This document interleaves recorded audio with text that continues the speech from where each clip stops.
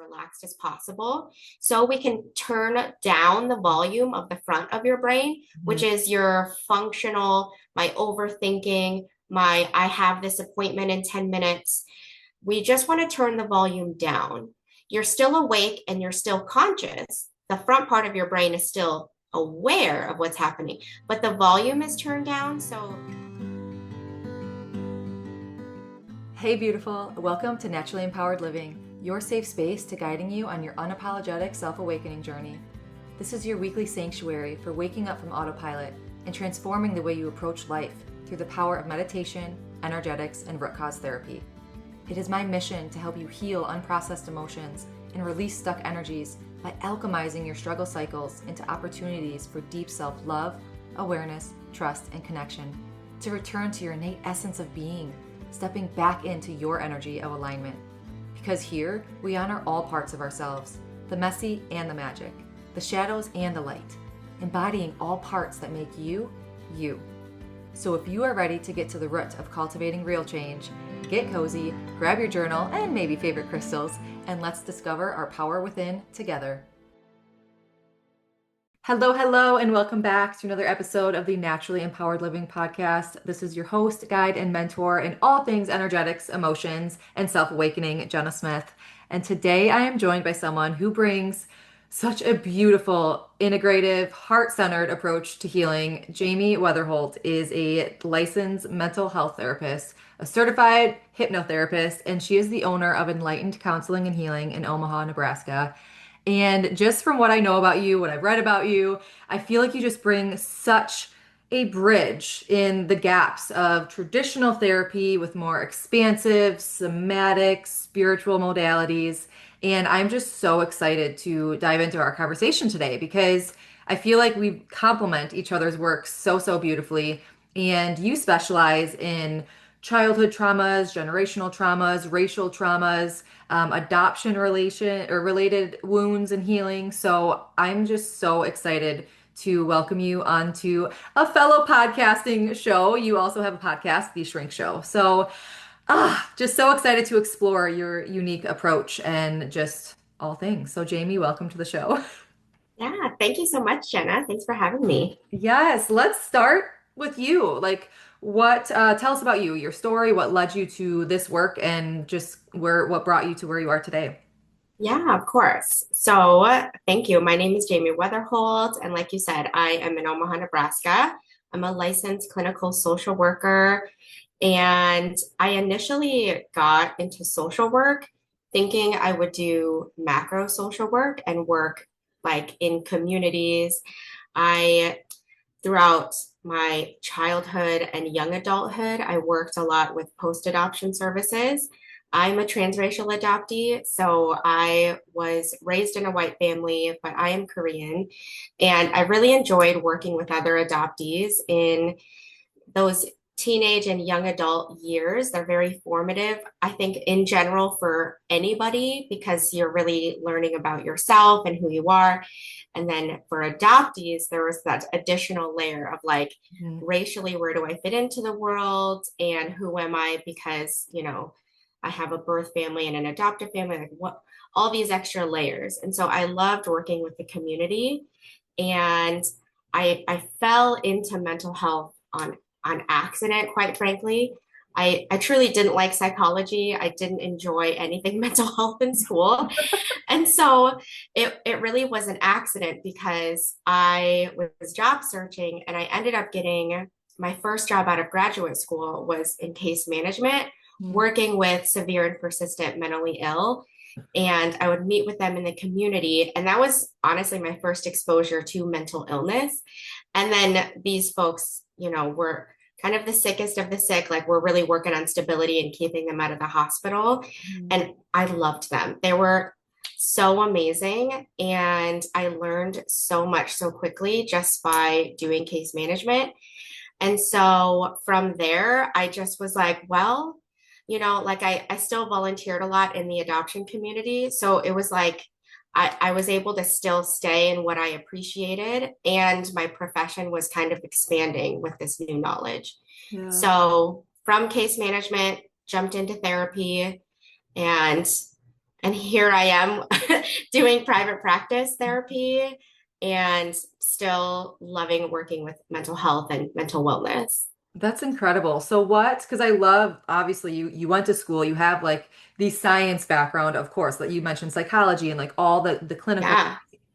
What brought you into hypnosis and past life regression and dream interpretation and kind of that twofold piece of your work? Oh, yeah, absolutely. Well, what's fascinating is so dream interpretation, I've always enjoyed it since I was a child. Mhm. And I always I don't know how. I just started keeping a dream journal Mhm. until I grew up and realized, oh, like that's recommended. People say to do that. But I always did because I thought my dreams were intriguing and I always wanted to understand why they were happening. Mhm. So that kind of morphed into just curiosity and then wanting to learn more about it. And then, working in the mental health field and learning about sleep and the purpose of sleep, and then learning about the purpose of dreaming. And I got trained in EMDR. I was trained in brain spotting before hypnotherapy.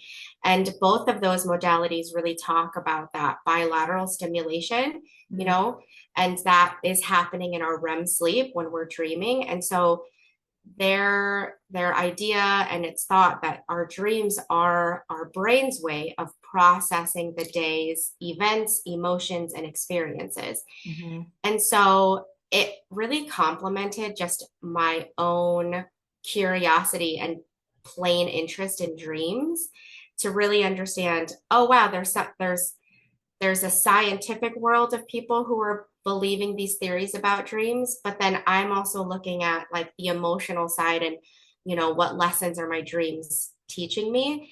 And so it kind of just turned into a natural integration Mhm. on accident, right? And I think outside of my professional work in general, I had my maybe journey, if you will, of what spirituality or beliefs I believe in. And I was raised in a Christian and Catholic household, but I remember as a child learning about what reincarnation was. And when I was told the definition, I was like, oh yeah, that makes sense. Mhm. And so that was maybe like a small flame in it. And then as I grow up, I start learning about just other belief systems. School also taught me a lot about that because I went out of my way to take for electives like a lot of religion classes because I was really just curious about Yeah. why people believe what they believe in. Current events made me curious because obviously we're talking about a variety of different types and places of beliefs that Mhm. weren't from where I'm from. So I later just kind of stumbled into my friend telling me, because in general, I'm late to everything.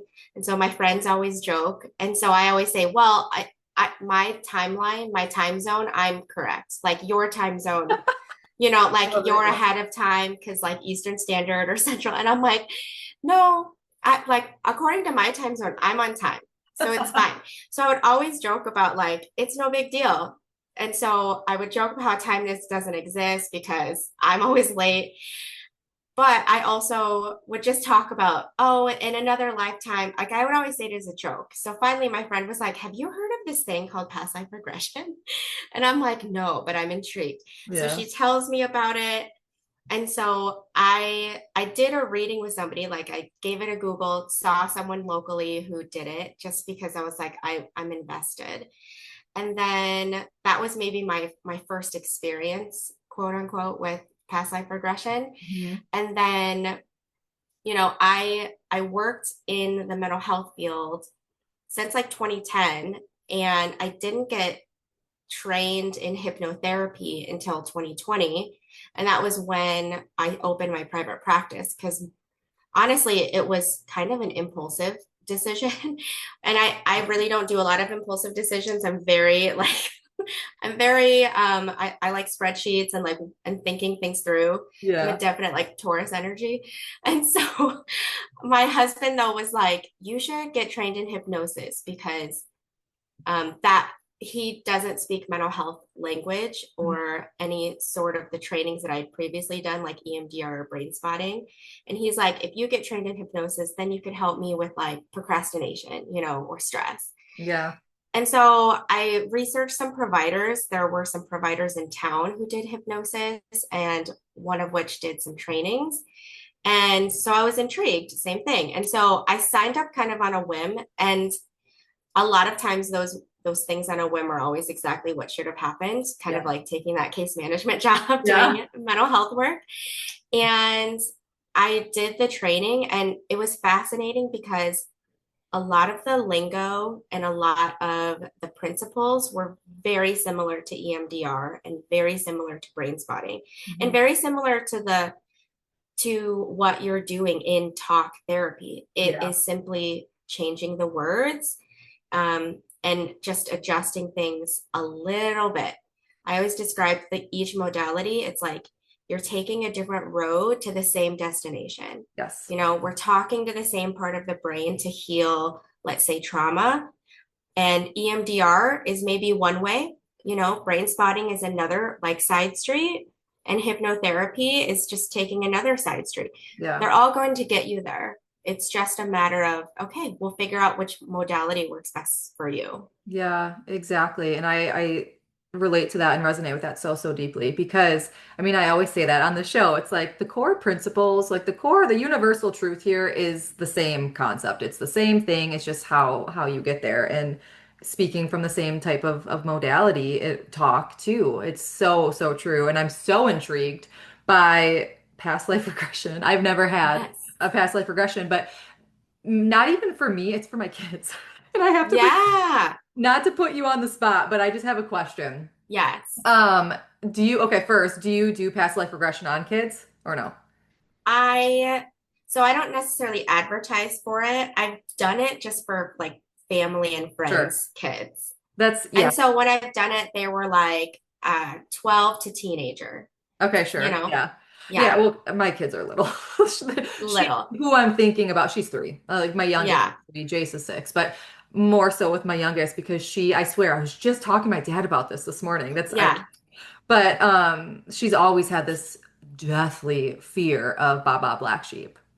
And I Ooh, swear, I'm like, she got mauled by a black sheep in her yeah, any past life. It is just gone to that conclusion because it's not the melody, because like the melodies are the same on yeah, yeah, ABCs, Twinkle Twinkle. I'm like, it's not the melody. I like did the research. I'm like, where's the song from? Like, oh my gosh, it brought me back to like the French something. Like, and I've never like brought her in anywhere because I'm like, it's not, I don't want to say it's not important, but she's now like the older she's getting, I know she's having nightmares and like the night terrors. So like how oh, can you speak a yeah, little bit in terms of like, because past life regression slash dream interpretation with little ones, yes. Oh, like night absolutely. terrors. How do you kind of talk with night terrors with little kids? Oh, that's so funny. And I think um we had talked to because my kiddos are little too. I have I'm losing their ages, 5, 7, and then 16. So Yeah. across the spectrum here. However, I being me and how I joke about time, and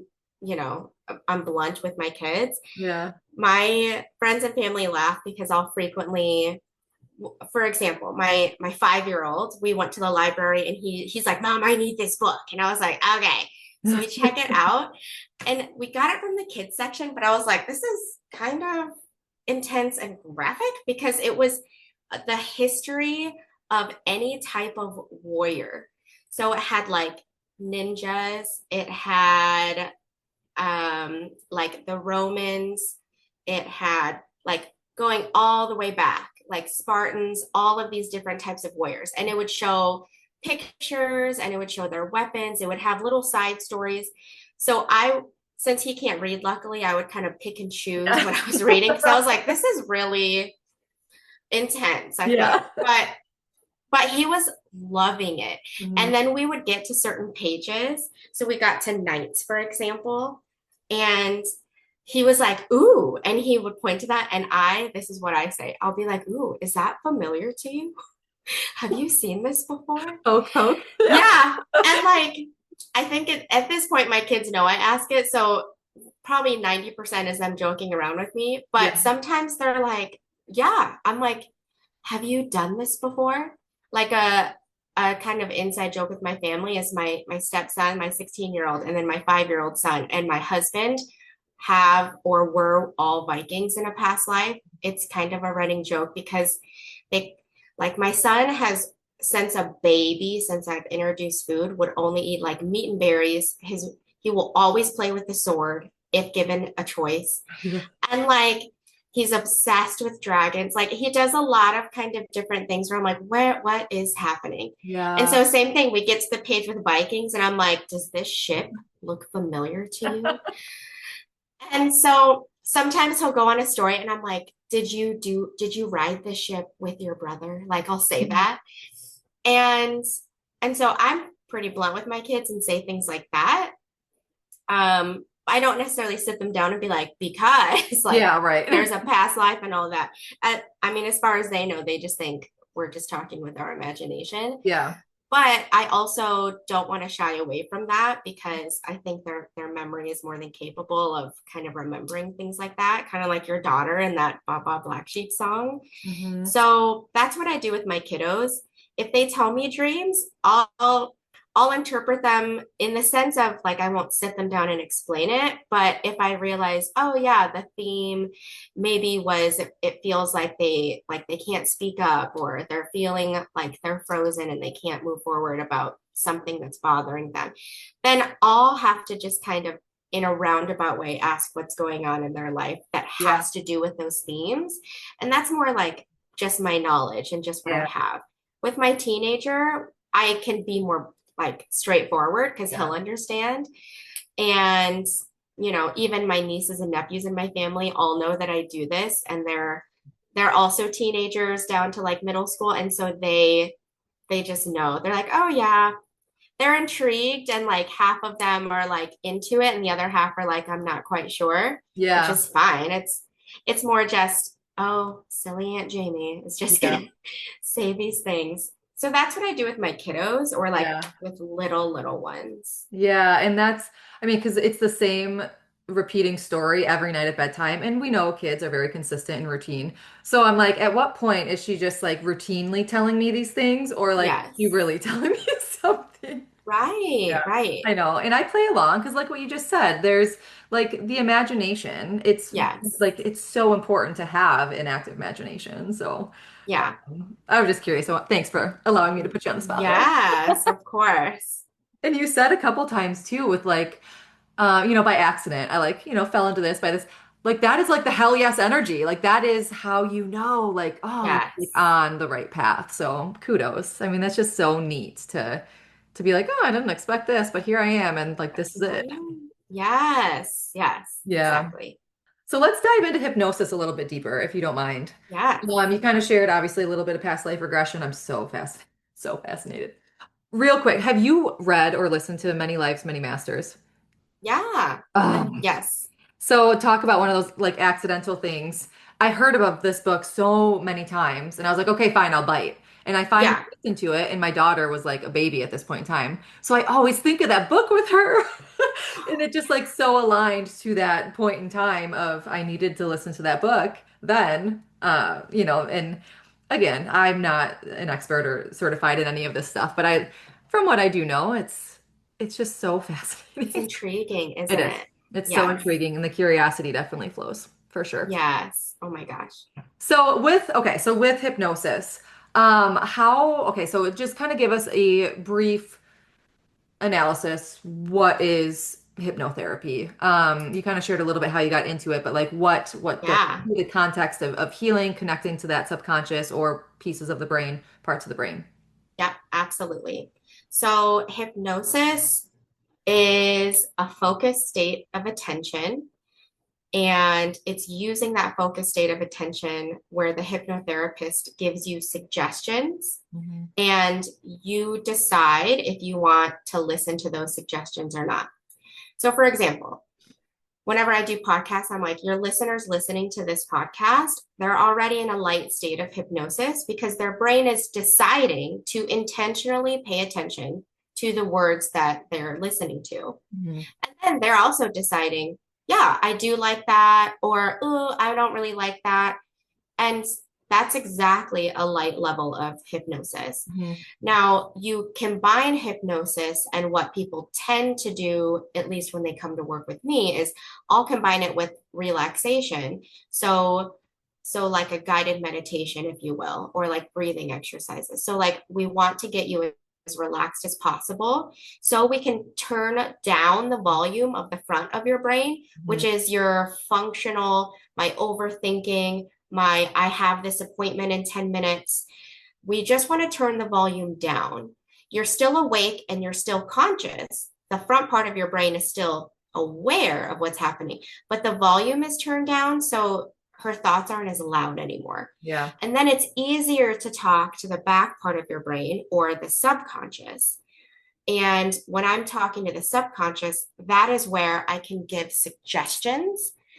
So, what we're doing is we're just turning down the volume of your conscious thoughts, but you're still awake and conscious in hypnosis. Mm. And I'm giving a suggestion to your subconscious, meaning the part of your brain that typically I'm working with when people come see me. So, like if people are coming to see me for anxiety, for example, or stress, and a lot of times we are responding subconsciously, meaning you're not purposefully choosing to hyperventilate or have your heart rate go faster or to have racing thoughts and feel like you can't focus.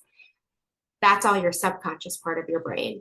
In EMDR therapy, they would say that's your amygdala, right? Like people who've done trauma work or trauma therapy, they're like, oh yeah, that's that part of the brain. In hypnotherapy world, we call it your subconscious. Hmm. I'm talking to that part of your brain, and it's easier to talk to the part of the brain where the stress or the emotion is coming from. Hmm. So a lot of times I think the key parts are you're awake and conscious, you are choosing to be hypnosed under hypnosis. So there's no way that I can force you to listen to what I say. There's no way you can get stuck in hypnosis. It is all your decision and your decision to listen to whatever the suggestions are in the first place. Yep. Does that make sense? It does. It does. And it's very similar to the work that I do with inner cause therapy. It's not Yes. hypnosis, but same concept. Like So similar. I say it's more so like I'm getting you down into that meditative state, but same type of concept. We're turning down the volume, we're lowering the brain waves. And then any advice that I'm giving, or not even advice, I don't want to say advice, any guidance or any sort of just like, sometimes someone's having trouble maybe or like imagining something like if I ask questions or whatever. So each session is obviously guided and or customized. That's the word I'm looking for. So Mhm. very much like take what resonates, leave what doesn't. You are connecting with your energy, with your highest self, with your, Mhm. highest level of consciousness to be able to know what's best for your highest good. Mhm. And yeah, and then we do the emotional release and the nervous system regulation, bringing safety back into the body. You know the whole shebang. So Yeah. tell me, like, let's share an example. So, because I've never had hypnosis. Oh, okay. Yeah. So working with someone, let's say working through like inner child trauma, Yes. how can they, I mean, if you want to walk through, like if you've had it or a client, or just a general example of like having the session and then going back to real life, how do they see shifts like tangibly? Is it like, for our listeners, let's say, I'm Yeah. curious Yeah. too to see how that overlaps also, like how that Yeah. transpires, integrates with into real life or Oh, present, let's absolutely. say. Absolutely. I think so many times people come to see me because they're in similar life path that I am. They're like, hey, I'm a parent and I've read all the books. I know all the quote unquote ways to guide and the correct ways to parent, but I keep yelling at my kid and I don't want to, you Yeah. know. Again, it's that subconscious, that back part of your brain. It's doing it without thinking, right? You're not using the front part of your brain. You're not going out of your way to do something that you don't want to do because you learned otherwise. So I'll give a personal example. So I recently did hypnosis on this with a friend of mine because they're trying to practice their hypnosis skills. And I was like, perfect, because I'm getting triggered by my kiddo and I would like to work on this. Hmm. I go, I notice I personally get so angry. And sometimes I will yell, or it's almost like I take it so personal that my kid isn't listening to me, Hmm. even though I consciously know that's insane. Like my kid isn't going out of their way to wreck my day. But why do I have this visceral reaction of Yeah. rage, or I'm yelling, or I'm snappy, or I just say things and then it kind of creates an argument between Yeah. me and my kid. So I'm like, fix it, help make that better, right? Yeah. So what we did for inner child healing was we focusing on the emotion. So like for me, it was like anger and irritability and probably rage, right? And when you have that emotion, if you just notice where you're experiencing that in your body, or how does it feel, you Hmm. know? And so for me, I'm like, okay, like in my diaphragm and kind of like up my esophagus, like it's just like warm and it's tight and it's angry, right? Like it's just bubbling up. And in hypnosis, what she suggests to me is, okay, so if you just focus on the feeling and we went back to earlier times in my present lifetime that I have experienced that emotion. Mm. And we aren't necessarily focusing on parenting, it's any moment. So like I had a variety of times that came up, you know, in adulthood, like, you know, getting mad at maybe my spouse because I didn't get something, a need met that I wanted, you know. um, as a teenager, when I was arguing with my mom and I felt like she wasn't listening to me and she didn't understand. So, in that particular memory, I just shut down. And so I was like, well, I remember just being mad at my mom and I wish she would have just asked me this question, but she wasn't. So then I just shut down and I was mad, and that was the memory. Or then I go back to an even younger childhood memory of something so benign. And this one, it was like I'd asked my dad to do something and he repeatedly would do the opposite because he thought it was funny.